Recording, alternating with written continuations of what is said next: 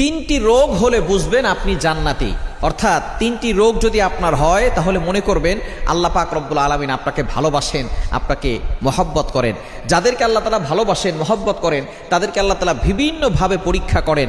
তার ভিতরে একটা পরীক্ষা হচ্ছে অসুস্থতার নিয়ামত দিয়ে আল্লাহ তাআলা পরীক্ষা করেন। মনে রাখবেন, সুস্থতাও আল্লাহর নিয়ামত, অসুস্থতাও আল্লাহর নিয়ামত। আমরা অসুস্থ হয়ে গেলে অনেক সময় আল্লাহকে অভিযোগ করে বসে, আল্লাহ আমার কি দোষ ছিল? কত মানুষ সুদ খায়, ঘুষ খায়, তার কোনো সমস্যা হয় না, আল্লাহ তুমি শুধু আমাকে দেখো, খবরদার এরকম অভিযোগ করবেন না।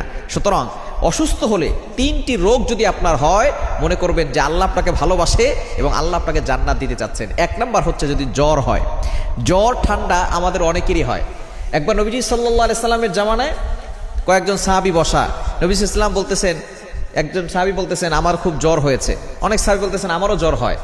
এবার নবী সাল্লাল্লাহু আলাইহি ওয়াসাল্লাম বলছেন তোমরা তো আমার অন্তর্ভুক্ত, আমারও তো জ্বর হয়। কিন্তু একজন বলতেছে যে আমার জ্বর হয় না। নবীজি বলতেছেন তাহলে